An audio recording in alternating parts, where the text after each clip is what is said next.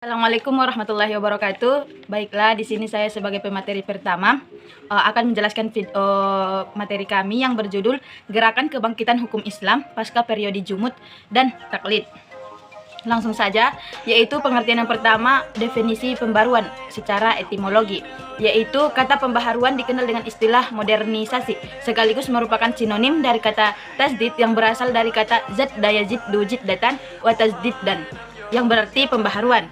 Pembaharuan hukum Islam gerakan berarti gerakan ijtihad untuk menetapkan ketentuan yang ditimbulkan oleh kemajuan ilmu pengetahuan dan teknologi modern, baik menetapkan hukum terhadap masalah baru untuk menggantikan ketentuan hukum lama yang tidak sesuai lagi dengan keadaan dan kemaslahatan manusia masa sekarang, hukum yang mampu menjawab permasalahan dan perkembangan baru. Yang kedua, yaitu gerakan pembaharuan hukum Islam pasca kemunduran. Latar belakang gerakan pembaharuan, kebangkitan kembali pemikiran Islam adalah reaksi terhadap sikap taklid yang telah membawa kemunduran hukum Islam. Gerakan kebangkitan kembali tasyrik Islam adalah munculnya gerakan baru oleh para ahli hukum Islam disebut salaf atau salafiyah yang kini kembali pada kemurnian ajaran Islam yaitu Al-Quran dan Sunnah Nabi. Yang ketiga adalah gerakan pembaruan hukum Islam pasca kemunduran. Karakteristik kebangkitan hukum Islam, beberapa karakteristik kebangunan kembali tasyrik Islam antara lain satu, munculnya semangat tasdid atau sebagai manifestasi dari seruan terbukanya kembali ijtihad di kalangan orang muslim.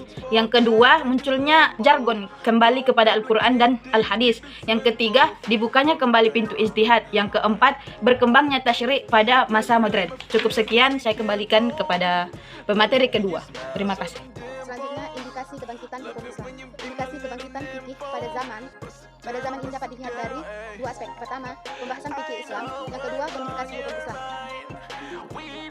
Apabila kita ingin menuliskan beberapa indikasi kebangkitan fikih Islam pada zaman ini dari aspek sistem kajian dan penulisan dapat dirincikan sebagai berikut. Yang pertama, memberikan perhatian khusus terhadap kajian mazhab-mazhab dan pendapat-pendapat fikih yang sudah diakui tanpa adanya perlakuan khusus antara satu mazhab dengan mazhab lain.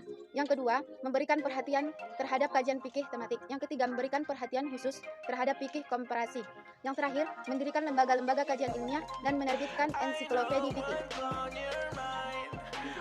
Kodifikasi hukum fikih, upaya mengkodifikasian sudah muncul sejak awal abad kedua Hijriah. Ketika Ibnu Muqaffa menyampaikan suatu gagasan kodifikasi yang dilatar belakangi karena tidak teraturnya peradilan dan tidak adanya aturan yang dijadikan pegangan para qadi atau hakim. Ada beberapa tujuan yang hendak dicapai dalam takmim tersebut, antara lain untuk memberikan batasan jelas tentang hukum sehingga mudah disosialisasikan di masyarakat dan untuk membantu para hakim dalam merujuk hukum yang akan diterapkan terhadap kasus yang dihadapi tanpa harus melakukan ijtihad lagi. Bismillahirrahmanirrahim. Assalamualaikum warahmatullahi wabarakatuh. Baiklah, saya di sini dari pemateri ketiga akan melanjutkan pemaparan hasil diskusi kami, yaitu gerakan pembaruan hukum Islam pasca kemunduran.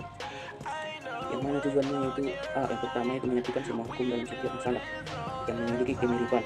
Contoh, hakim tidak boleh memberi keputusan di luar undang-undang. Yang kedua, memudahkan para hakim untuk merujuk semua hukum fikih.